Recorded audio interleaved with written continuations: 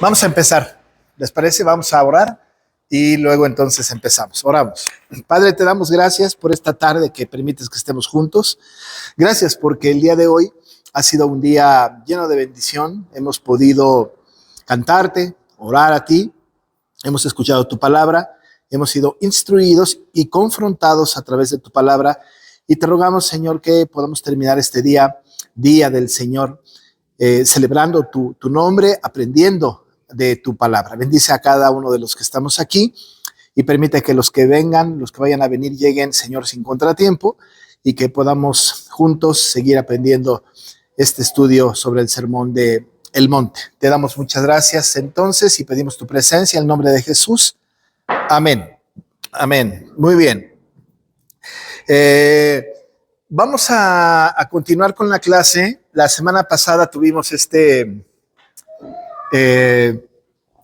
examen sorpresa, decíamos, ¿verdad? Un tiempo de reflexión, de oración. Está haciendo mucho viento y esa va como la tercera, cuarta vez que se azota esa puerta hoy, ¿verdad? Ahora ya fue Marcos. Y nos quedamos con la continuación de las bienaventuranzas. Ya hablamos de la sal de la tierra, la luz del mundo, y vamos a continuar con el estudio, ¿no? En lo que va y retomar un poquito, pues, este esfuerzo de estudiar el Sermón del Monte. Vamos entonces a Mateo 5. Vamos a Mateo 5. Y vamos a leer, voy a leer yo versículos 17 a 20. 17 a 20 de Mateo 5.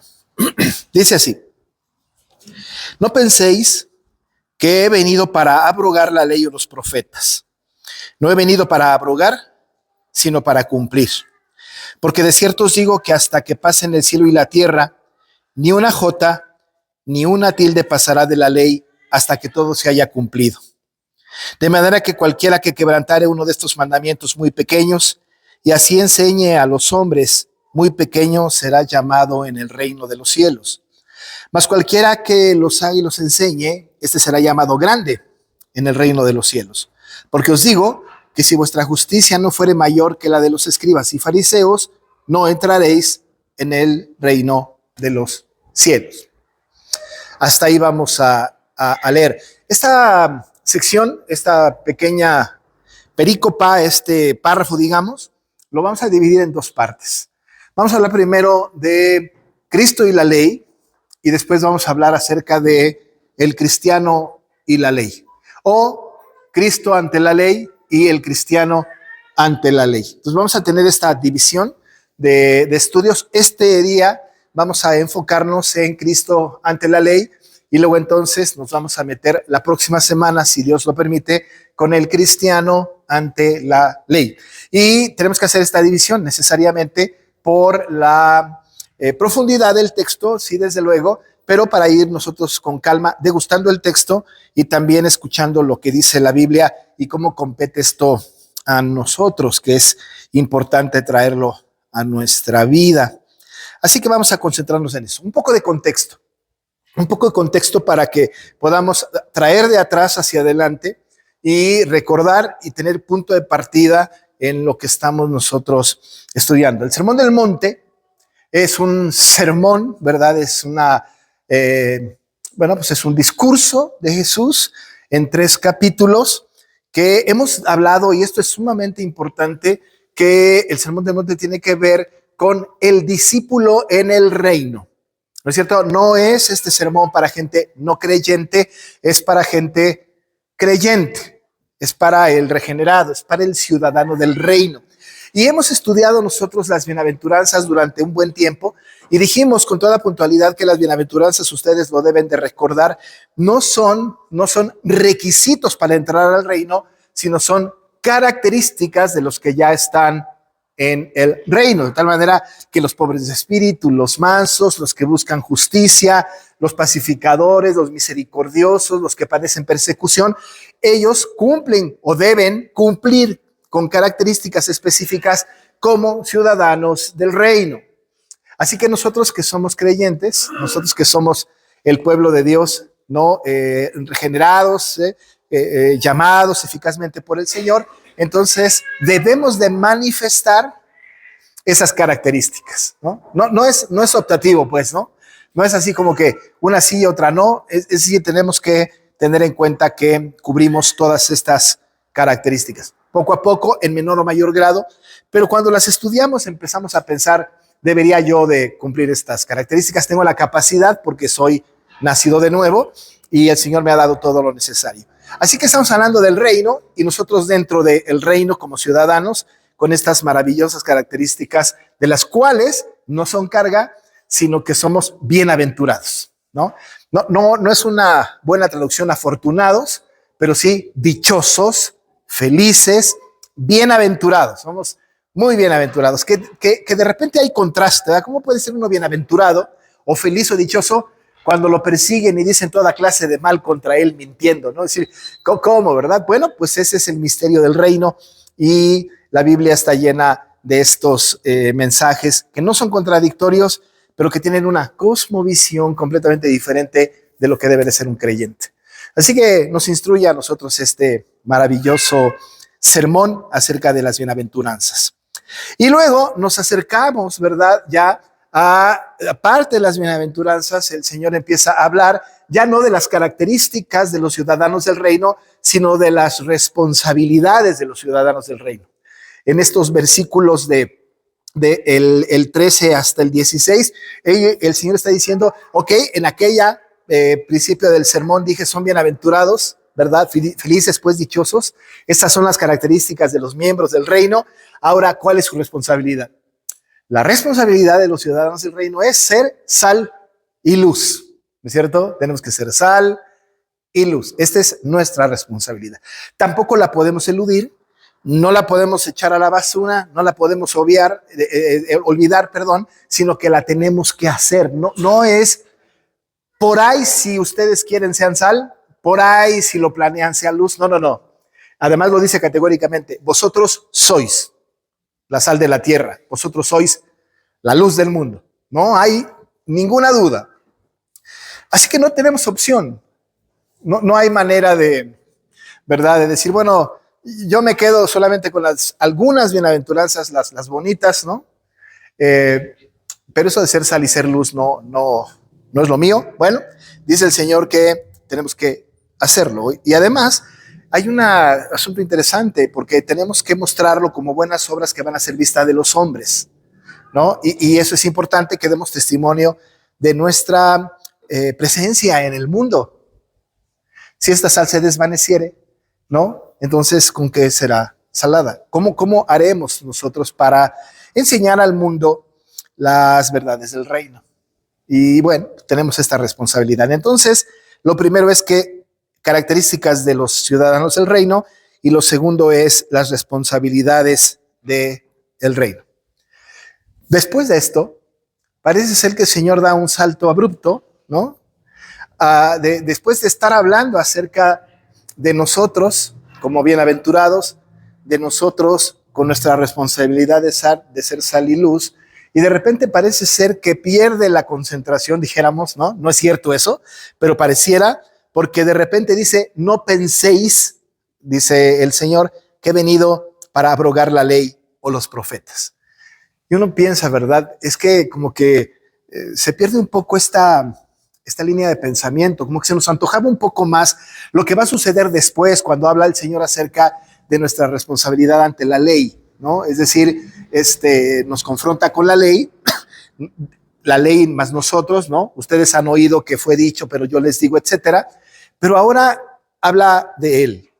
Ahora se va a referir a Él, ¿no? Y tenemos que tener atención y poner mucha atención en lo que Él dice de sí mismo. Y parece ser que es una especie de apología o defensa, digamos, ¿no?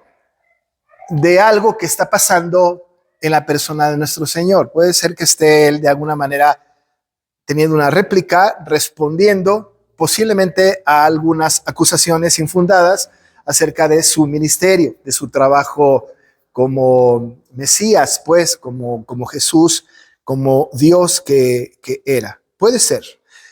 Porque él dice, ¿verdad? No penséis que en su mente no haya el pensamiento de que he venido para abrogar la ley y los profetas. Casi pudiésemos nosotros leer entre líneas, ¿verdad?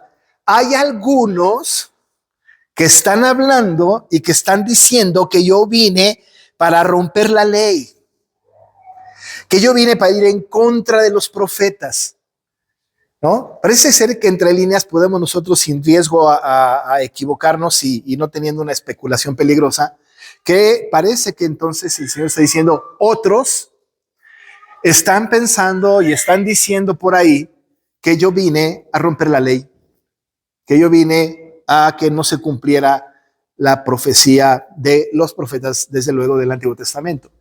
Y es posible que sea verdad que haya quienes le acusaban de esto. Muy, muy posible. Entonces tenemos al Señor que va a confrontarse con la ley. Esta confrontación o esta comparación o este complemento de Cristo con la ley, el Señor lo va a dejar muy, pero muy claro, ¿no? Así que lo que va a decir el Señor es, no piensen esto, pero ¿qué es lo que ellos pensaban? Antes de que el Señor dictara esta conferencia o este sermón, este discurso, Marcos nos narra acontecimientos que tienen que ver con el Señor y el día de reposo. Se van a acordar de estos textos. Vamos ahí.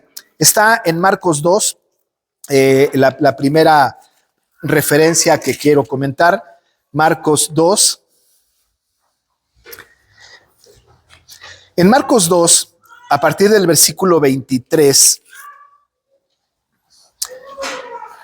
tenemos un evento ahí. ¿Qué es lo que está pasando aquí? Ahí lo que ustedes que tienen su Biblia tienen títulos, ¿verdad?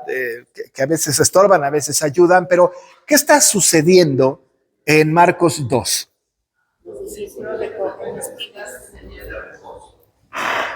Tremendo. Más los fariseos, los maestros, los doctores de la ley, ¿cómo se le ocurre? No, de hecho hasta le ponían, hoy diríamos como cuatros, ¿no?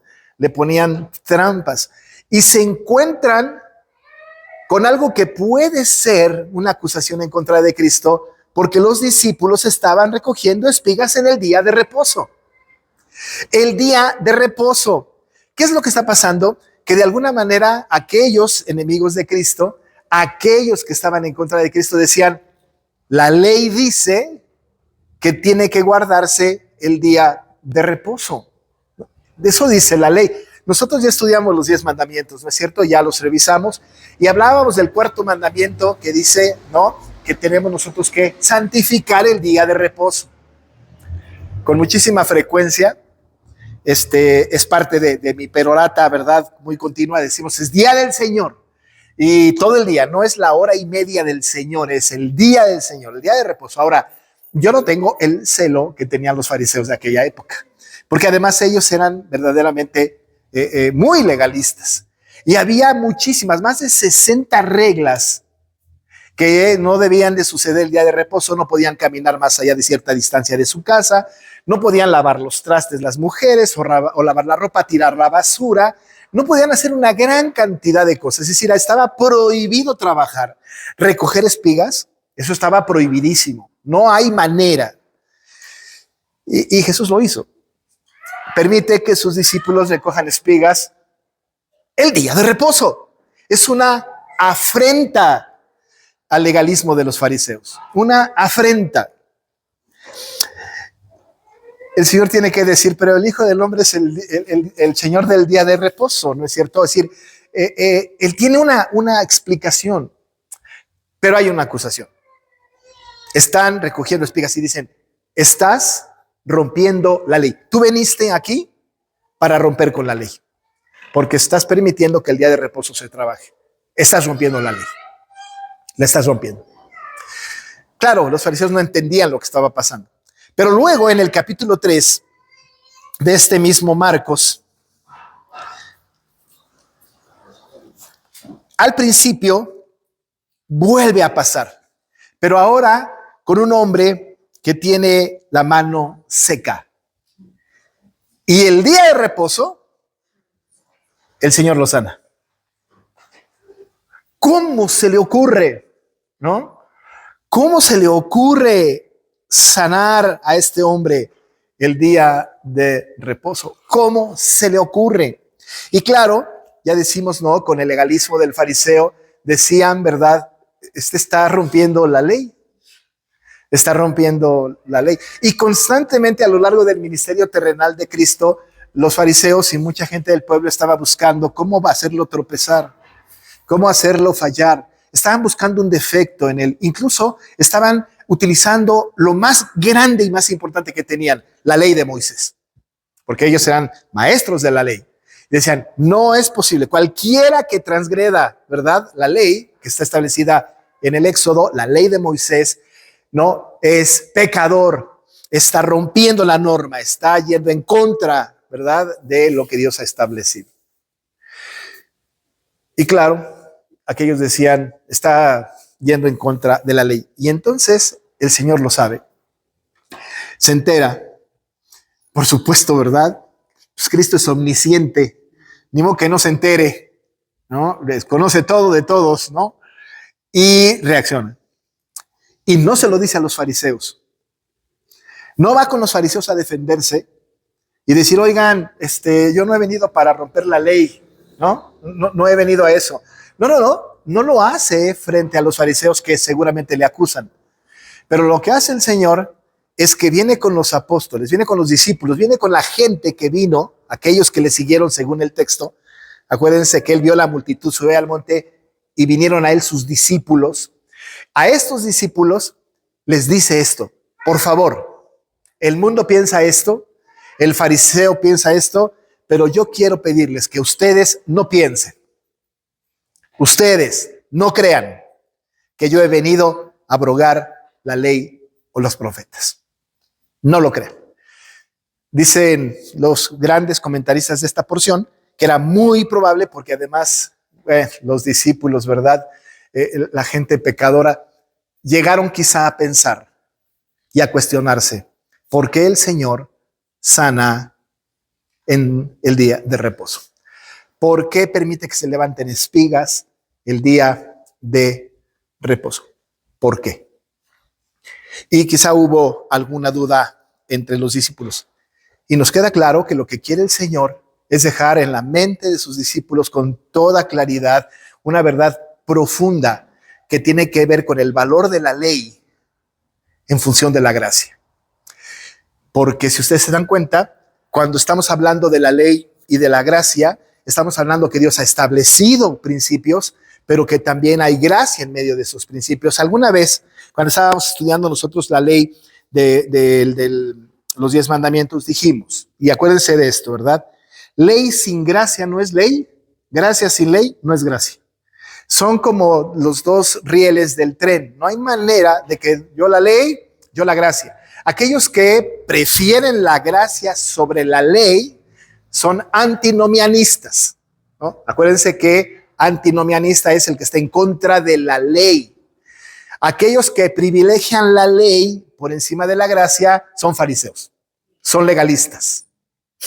¿No es cierto? Ahora dice el Señor, ambas cosas caminan de la mano, la ley y la gracia. Por lo tanto, Él puede sanar el día de reposo. Por lo tanto, Él puede permitir que se levanten espigas el día de reposo por alguna característica importante. Porque además, el Señor ha dicho, misericordia quiero y no sacrificio. ¿Verdad? Yo soy el Señor del día de reposo, ¿verdad? Así que entonces yo determino, porque pues es el Dios soberano. Así que le dice a los discípulos, no piensen esto, no piensen que he venido a abrogar la ley. Pero añade, o los profetas, ¿no? No he venido para abrogar la ley o los profetas. En la antigüedad, cuando Cristo hacía su ministerio, la combinación de la ley con los profetas era, y cuando se mencionaba ya en la época de Jesús, la Torá. Entonces se hablaba de la Torá. la Torá no solamente era la ley, específicamente los 10 mandamientos, no solamente tenía que ver con los 5 primeros libros de la Biblia, sino que tenía que ver con todo el Antiguo Testamento. Es semejante a lo que nosotros hablamos del Nuevo Testamento y le llamamos el Evangelio. O sea, si nosotros decimos del Nuevo Testamento es el Evangelio, pues no solamente nos referimos a 4 libros, sino que estamos hablando de los 27 libros del Nuevo Testamento. Ahí está el Evangelio. Los judíos contemplaban, ¿verdad? Contemplaban cuando hablaban de la Torá, no solamente los 5 libros de la Biblia, pero estaban contemplando los 39 libros del Antiguo Testamento. Todos los libros del Antiguo Testamento. Así que el Señor junta todo. Yo no he venido para romper la ley, no he venido para romper los profetas. Si ustedes me preguntan, ¿y los salmos? Está incluido. ¿Y los libros históricos? Están incluidos. Yo no vine ni para romper una cosa ni la otra. No vengo para que se rompa todo lo que fue escrito, ¿verdad? En la antigüedad. No he venido para esto. Ni la ley, ni los profetas. Entonces, ¿para qué veniste? ¿No? La pregunta sería entonces, ¿cuál es la razón de que estés aquí? Que claro, nadie se lo iba a preguntar. En la Biblia no tenemos ninguna persona cuestionando ese asunto. ¿Por qué estás aquí? Sin embargo, se antoja preguntarle al texto entonces, ¿por qué? Y la palabra del Señor, ¿verdad? Dice, sino, ¿no?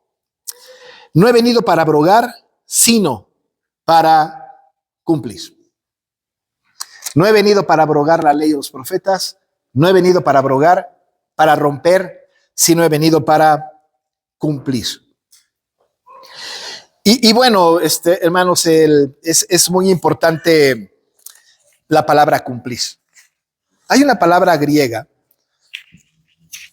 que pueden incluso googlearla, ¿verdad? Ustedes ponen la palabra pleroma en el Google, ¿no? Pleroma. Y les va a dar una definición. Esa definición es una palabra griega para cumplir, que significa llenar o terminar de llenar. Pleroma. Esa es una palabra griega muy interesante y es una palabra muy utilizada en el Nuevo Testamento. El pleroma es la plenitud. Cuando se habla, por ejemplo, de la plenitud del Espíritu, estamos hablando de la llenura del Espíritu, el pleroma. La llenura, la llenura de tal manera que hasta rebose, ¿no? Si yo, por ejemplo, tomo una botella de 1 litro y le vierto medio litro, no hay pleroma, ¿no? No hay. Pero si le pongo 1 litro y lo lleno hasta su nivel máximo, entonces hay pleroma. ¿Sí me explico? Es decir, no solamente la mitad, no unas 3/4 partes, ¿no? Sino completamente. Cuando satisfago la necesidad, cuando satisfago la exigencia de la norma, es pleroma. Es la llenura por completo, ¿no? Es el cumplimiento absoluto. O sea, la exigencia fue esta, ¿verdad? Y aquí está justamente satisfecha la necesidad o estándar que se está establecido. Ahora piensen en esto. Cuando el Señor Jesús dice, yo no he venido para abrogar la ley o los profetas, no he venido para abrogar, sino para cumplir, es para llenarla completamente. Porque no estaba completamente llena. ¿Sí me explicó? O sea, todavía había que terminar el cumplimiento de la ley. No he venido para abrogar, sino para cumplir. No significa que tengo que venir para obedecer todo lo que ustedes no obedecieron. No, no, no. No solamente eso. Sí para obedecer lo que ustedes no pudieron obedecer. Sí para hacer lo que ustedes no pudieron hacer. Pero por otro lado es para continuar hasta llenarlo, hasta satisfacerlo, hasta llevarlo a su final conclusión, hasta que todo se haya cumplido. Y lo vamos a ver en el versículo siguiente, ¿no? Es para llenarlo por completo. No he venido para abrogar, sino para que sea llenado por completo. Por ejemplo, en el Antiguo Testamento, o el Antiguo Testamento enseña doctrina, ¿no es cierto? Hay doctrina que se enseña, pero es parcial. Es decir, tenemos nosotros una revelación todavía incipiente todavía tenemos ahí la doctrina de alguna manera explicada, de alguna manera dicha, pero tiene que llegar el punto culminante en donde tiene que venir alguien a cumplir y hacer valer la doctrina enseñada en el Antiguo Testamento. Por ejemplo, cuando hablamos de la doctrina del pacto. La doctrina del pacto es una doctrina que es veterotestamentaria, ¿no es cierto? Es del Antiguo Testamento. Esa doctrina del pacto está en realidad, desde el pacto de redención de Dios en la eternidad pasada, y luego viene a ser más terrenal con el pacto de gracia con Noé, con Abraham, etcétera. Particularmente con Abraham. El pacto de gracia es un pacto, o el pacto es una doctrina del Antiguo Testamento. Pero cuando termina el Antiguo Testamento, es decir, la ley y los profetas, cuando se cierra el canon de los 39 libros del Antiguo Testamento, cuando eso termina, la gran pregunta es, ¿ya está todo dicho del pacto? ¿Ya se cumplió cabalmente? ¿Está plenamente comprendido en todo lo que esto exige la doctrina del pacto? La respuesta es no. No con el Antiguo Testamento solamente.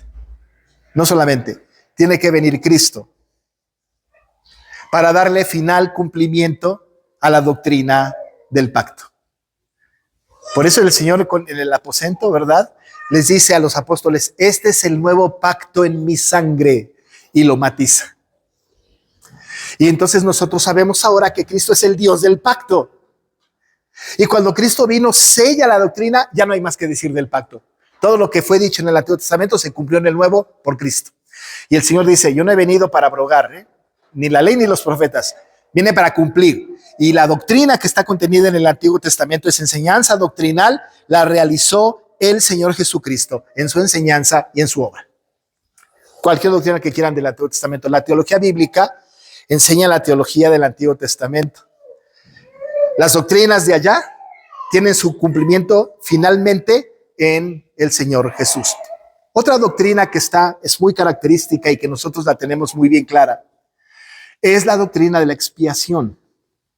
¿No es cierto que estaba prefigurado Cristo desde el cordero que se sacrificaba para expiación del pecado del pueblo? Pero terminó el Antiguo Testamento, se cierra el canon del Antiguo Testamento y uno dice, ¿y luego? ¿Ya se acabó?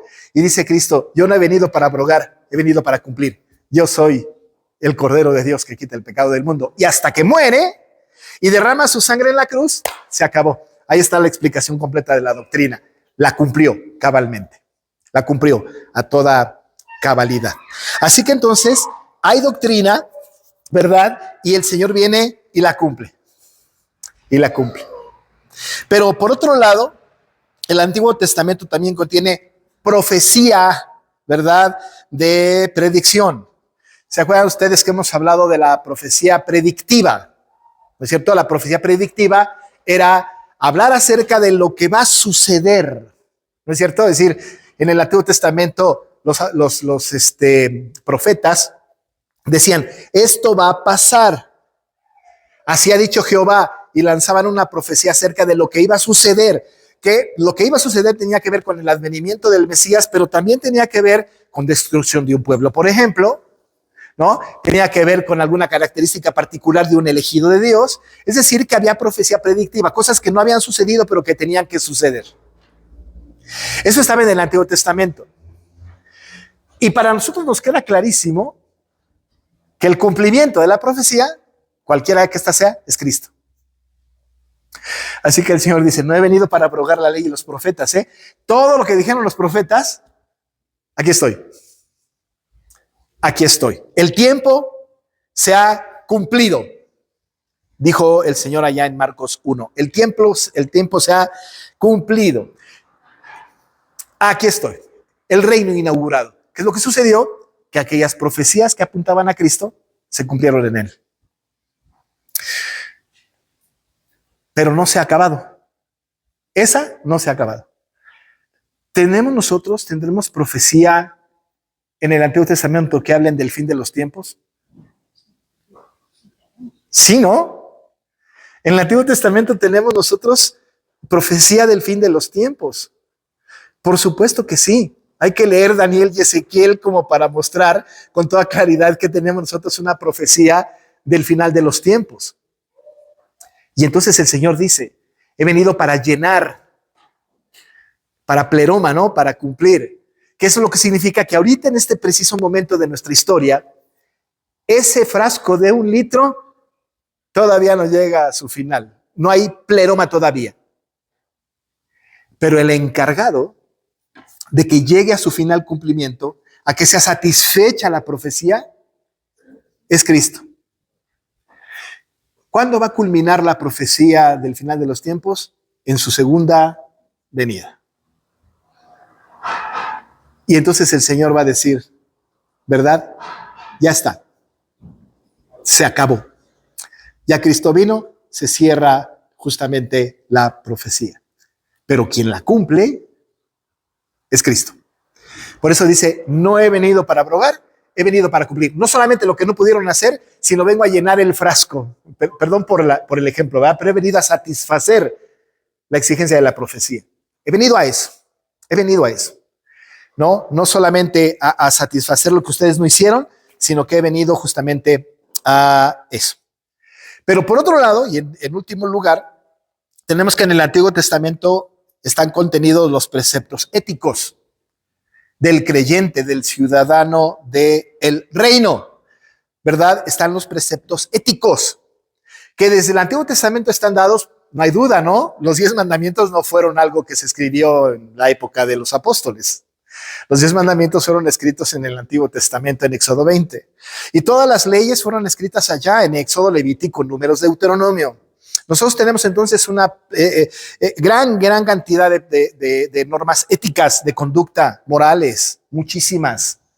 No solamente en el Antiguo Testamento, en el Pentateuco, pero también en las profecías. Tenemos exigencia de Dios para la conducta del pueblo, éticas, ¿no? Que tiene que ver con nuestro comportamiento con otros y nuestro comportamiento con Dios.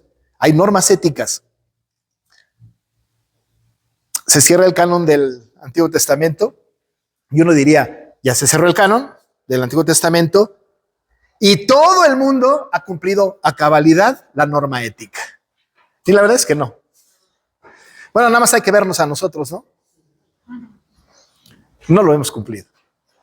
¿Quién de nosotros, no? ¿Quién de nosotros puede decir, yo he cumplido con toda la ley? Ya está. La norma ética está cumplida. Listo. ¿No es cierto?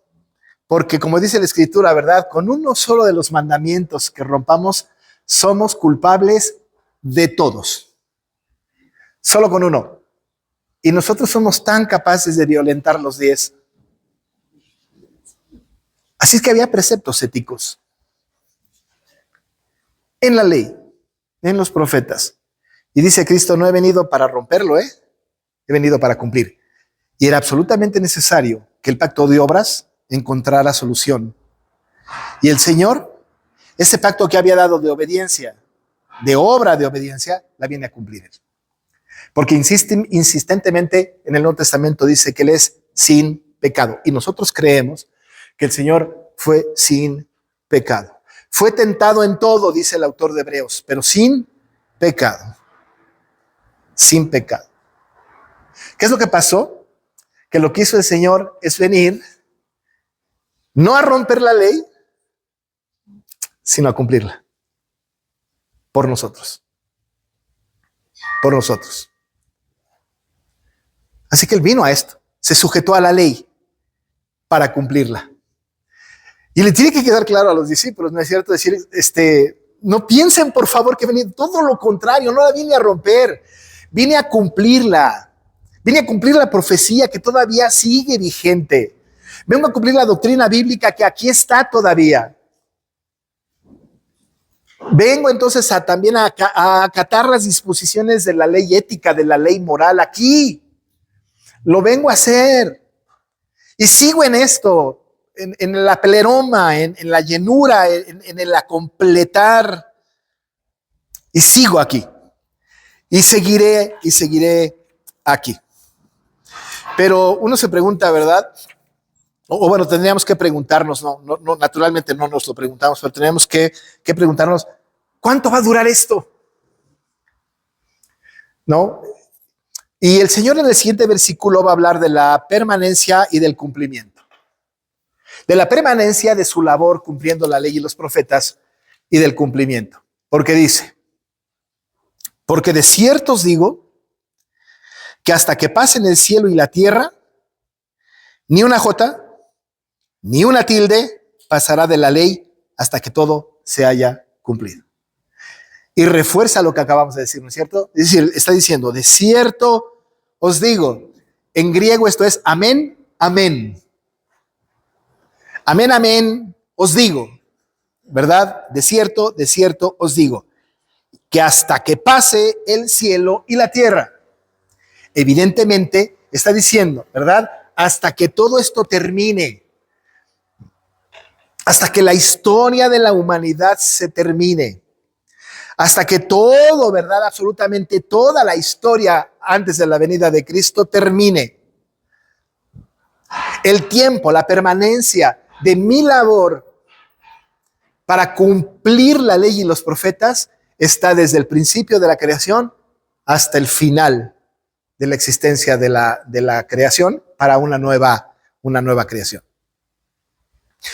Dice el Señor, de cierto les digo, que hasta que pase el cielo y la tierra. Los discípulos saben este lenguaje. Hasta que pase el cielo y la tierra es una figura que habla hasta que todo se termine. Pues mientras que no se termina, mientras que eso no se acabe, la ley y los profetas quedan inamovibles. Dice, ni una jota, ni una tilde pasará de la ley. Ni una jota, ni una tilde. ¿Saben qué? Que nosotros tenemos aquí, diría Pedro, la palabra profética más segura a la que hay que poner atención. ¿No es cierto? Aquí tenemos la palabra profética más segura. No se le puede añadir, no se le puede quitar. Ni una jota, ni una tilde. En el idioma original, la jota no es la jota nuestra, porque la jota nuestra ni siquiera es griega, ¿no? Pero la jota que dice aquí es la iota. Iota es la I. Es la letra más pequeña del abecedario, del alfabeto. Abecedario es el nuestro, ABCD, alfabeto es de ellos, alfa, beta, gamma. Alfabeto, la iota. Es la letra más chiquita. La más mínima expresión, ¿verdad?, de letra es la iota. Bueno, ni la más pequeña de las letras va a pasar. Pero ni la tilde. Y uno se pregunta, ¿cuál es la tilde? Nosotros pensaríamos que es un acento. No necesariamente, porque los acentos lo único que hacen es que hacen más fuerte una palabra y no en todos los idiomas hay acentos. Pero en el idioma griego sí que los hay. Hay espíritu rudo, hay espíritu suave, hay acento circunflejo, hay acento agudo, grave, etcétera, hay acentos. Pero tampoco se está refiriendo a esa tilde. A la tilde a la que se refiere son dos. Uno, el punto encima de la I. Imagínense, la I, que es la más pequeña, y luego entonces todavía más pequeño que la I es el puntito que está arriba. O la rayita que atraviesa la T. Esa rayita que atraviesa la T, ¿verdad?, está como tilde. Hay una letra griega que es teta, que está así como redondita y cruzada, ¿no? De ahí viene la idea de trazar o de cruzar la T. Aun y cuando en el griego hay una tau, pero la teta tiene esta característica de tener cruzada la letra. Esa es una tilde. Y el puntito que va arriba de la iota, ¿no?, mucho después, justamente en la época helénica en donde el Señor Jesucristo está hablando en el Nuevo Testamento, es esa minúscula partícula arriba de la letra más chiquita. De la letra más chiquita. ¿Qué es lo que esto está significando? Lo que está significando entonces es que dice, imagínense, ¿no? De cierto les digo que hasta que pase el cielo y a la tierra, ni la más minúscula de las letras, ni la más minúscula de las pequeñas grafías, ¿verdad?, pasarán de la ley. todo, hasta lo más minúsculo se va a cumplir. Absolutamente todo. Pero durante el tiempo que está la venida de Cristo y hasta el final de los tiempos. Hasta que todo esto se acabe. Ni una jota, ni una tilde pasarán. No se va a obviar nada. Así que cuando nosotros tenemos el texto bíblico, tenemos que estar completamente seguros de que todo lo que está escrito aquí va a pasar. Sin duda. Y seguros también de que el Señor no vino para romper esto, sino para darle cumplimiento a aquello que no pudimos hacer, pero terminar todo aquello que tiene que suceder hasta el cumplimiento. Y por eso en esta expresión del versículo 10 termina diciendo, ¿verdad? El Señor, hasta que todo se haya cumplido. Hasta que todo se haya cumplido. Hasta que todo haya sucedido. Hasta que se encuentre la pleroma. Porque cumplir al final del versículo anterior y cumplido, ¿verdad? En este versículo 18 son la misma palabra. Hasta que se haya llenado por completo. Hasta que esté, incluso pudiésemos decir, hasta que esté rebosando. Que haya final cumplimiento. Ni una jota, ni una tilde. ¿Cuándo se va a cumplir absolutamente todo? Bueno, hay algunas cosas importantes. La ley moral ha sido cumplida ya. Pero no por nosotros. Pero ya se cumplió. Es decir, los 10 mandamientos, la ley que Dios estableció para nosotros, la condena del rompimiento de la ley era la muerte. Acuérdense, Pablo les recuerda a los romanos, la paga de pecado es muerte. Pero cuando vino Cristo, esa ley ya está cumplida. Es decir, que cuando hablamos de la ley ética, tenemos que tener toda la certeza de que está cumplido. Eso no nos exime de responsabilidad, ¿no es cierto? Es decir, no dice, bueno, como ya Cristo cumplió la ley, pues ya, ¿verdad? Ya está, listo, nosotros estamos exentos de tal cumplimiento. No, por supuesto que no, tenemos que cumplir la ley también, ¿no? Tenemos que cumplirla, pero ya no nos condena la ley. Esa es una maravilla, ¿no es cierto? Porque ya no nos condena la ley. Dice Pablo a los romanos, ninguna condenación hay para los que están en Cristo Jesús. No hay más condena, ya no.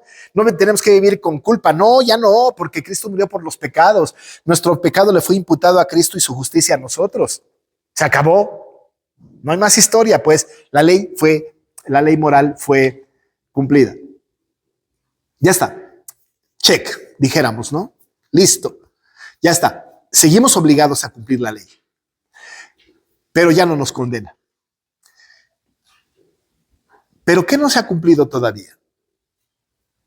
La profecía, aquellas cosas que fueron determinadas en el Antiguo Testamento y que se vieron medianamente cumplidas en la persona de Cristo en el Nuevo Testamento, pero que todavía falta por cumplirse profecías del Antiguo Testamento y del Nuevo Testamento hasta que Cristo venga. Y una de las mayores profecías que están por cumplirse no tienen que ver con prosperidad, no tienen que ver con nosotros, tiene que ver con la venida de Jesús. La mayor profecía que está esperando su feliz cumplimiento es la venida de Cristo. Y así como se fue, así va a regresar. Cuando Cristo venga, pleroma, ¿no? Se acabó, se llenó, se culminó, todo se terminó, se acabó. Hoy celebramos la Santa Cena en la mañana y decíamos en la Santa Cena, o está explícito en el texto, ¿verdad? Celebramos la muerte del Señor hasta que Él venga. En el entretanto, todavía se siguen cumpliendo las profecías establecidas en el Antiguo Testamento y en el Nuevo Testamento. Todavía. En menor o mayor grado. En ascenso o siguen igual, pero se están cumpliendo. Y cada profecía cumplida anuncia que Cristo viene pronto. Y dice el Señor, yo no he venido para abrogar la ley y los profetas, ¿eh? No, ni crean eso. No, he venido para cumplir, para satisfacer la profecía, para cumplir la ley moral que ustedes no pudieron haber cumplido. Para esto vine. Así que levantar espigas, por favor. Sanar al de la mano seca, o sea, no tienen algo más importante, algo más serio, ¿verdad? Y bueno, eso no lo dijo el Señor, estoy haciendo una peligrosa especulación, pero por favor, si yo soy el Dios del día de reposo, ¿no es cierto? Yo entiendo perfectamente, mucho mejor que ustedes, la demanda, y no se están dando cuenta que lo que estoy haciendo es cumplir, es llenar, es satisfacer lo que ustedes son incapaces de satisfacer. No lo pueden hacer, lo tengo que hacer yo, porque vine para cumplir la ley y los profetas. Y hasta que el cielo y la tierra pasen, recuerden, ni una J, ni una tilde. Si estuviéramos hablando de nuestro abecedario, la letra más pequeña sigue siendo la I. Y la tilde más pequeña sigue siendo el punto encima de la I. Pues ni la más pequeña de las letras, ni la más pequeña de las señales, ¿verdad? De las tildes, van a pasar. Y no menospreciamos nada del texto, porque todo se tiene que cumplir. Y hasta que el cielo y la tierra pasen, ni una J ni una tilde pasarán. Hasta que todo lo que está ahí, incluyendo la J, la iota y la tilde, sean cumplidos. Y dice Jesús, ¿verdad? Es mi responsabilidad. Porque ninguno de nosotros hará que la profecía se cumpla, por más que nos esforcemos. Ha habido algunos atrevidos que dicen, Jesús viene el 2000, ya escuché una noticia que dijeron que el Señor va a venir en 2030.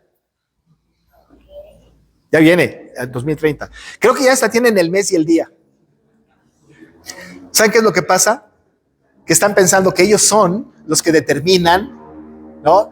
Cuando se llena, cuando se satisface la profecía. Pero es Cristo. Y ya nos ha pasado, ¿no? Desde hace muchísimos años, particularmente en el Y2K, cuando pasamos de 1999 a 2000, decían que el mundo ya se iba a acabar. Por ahí hicieron una semejanza del calendario gregoriano con el maya y dijeron, no, es que el maya dice que ya se va a acabar. Por ahí dijeron que en el 2015 se iba a acabar. Ahora en el 2030. Pues quién sabe cuánto va a durar esto. Pero nuestra oración y nuestro anhelo es que venga ya. Que todo se acabe. Eso debe de ser nuestro anhelo, ¿no? Orar, Señor, ven, ya, ven, ¿no? Digo, no sabemos cuándo, ni tampoco cumple caprichos el Señor, pero ¿cómo nos gustaría que se abrieran los cielos ahorita y viéramos la portentosa venida de nuestro Señor? Y entonces todo habrá sido cumplido. Mientras tanto, ni una J, ni una tilde pasarán hasta que todo sea cumplido. ¿Por qué? Porque Cristo vino no a abrogar, sino a cumplir la ley y los profetas. Pues vamos a terminar, ¿no? Y a menos que haya algún comentario o alguna pregunta. ¿Nada? ¿Listo? Hermano Jorge, sí. Cuando se hace un buen trabajo en Excel, dicen sí, incluso cuando quiere uno hablar, ¿no? Con toda claridad decimos, ¿verdad? Hasta eso, ¿no? Hasta el punto. Es que me puso los puntos sobre las íes, ¿no es cierto? Es decir, hacemos esta expresión, ¿verdad? Porque hasta el más mínimo detalle, sí es cierto, es verdad. Es verdad. Así es nuestro Dios, ¿no? Muy bien. Vamos a terminar. Está entre nosotros mi hermana Alicia y su pequeña, ¿verdad? A mí me da mucho gusto verle porque no la voy a avergonzar, espero que no, pero la conozco a ella desde chiquitita, 1 año yo creo, ¿no, Alice? Y desde como 1 año. Ella es de Yucatán. Una mujer muy linda, muy entregada al Señor, con una maravillosa familia que son nuestros amigos entrañables de toda la vida, y está de visita con nosotros. Vino a una competencia con su pequeña y bienvenida, Alice. Gracias a Dios que estás entre nosotros. Creo que no hay más nadie que nos visita, ¿verdad? Tenemos la costumbre de decir quién viene por primera, por segunda vez. Tenemos que decir nada más quién viene por primera, ¿no? O decimos primera, segunda, tercera, cuarta o quinta, ya entonces abrimos el espectro. Lo hacemos un poquito más. Así, ¿verdad? Muy bien. Hay quienes dicen, hermano, nos da muchísimo. No, espero que no sea la primera vez. Y uno dice, pues ya fue. ¿Y ahora qué hago? Me voy. Sí, ya está, ya está. ¿Cómo le hago? Vamos a orar, ¿no? Oramos. Padre, te damos muchas gracias porque podemos escudriñar tu palabra y aún y con la deficiencia del análisis, sin embargo, Señor, de manera contundente nos hablas al corazón. Ahora sabemos que Cristo de ninguna manera vino para romper la ley. Una ley que Él hizo, a la cual se sujetó, sino para encontrar su final cumplimiento. Estamos seguros de que hasta que pase el cielo y la tierra, hasta que todo termine, ni una jota, ni una tilde pasarán hasta que todo se haya cumplido. Por lo tanto, creemos que sigues todavía cumpliendo tu propósito en nosotros y en el mundo. Oh Señor, cuánto anhelamos que Cristo venga, porque entonces cuando Él venga, ahora sí estaremos seguros de que todo se ha cumplido. Bendícenos y déjanos ser la iglesia que tú quieres que seamos y acompáñanos a casa para que podamos descansar para el día de mañana empezar con nuestra actividad laboral. Bendice a cada uno de nosotros, Señor, en el nombre de Jesús. Amén. Gracias, hermanos.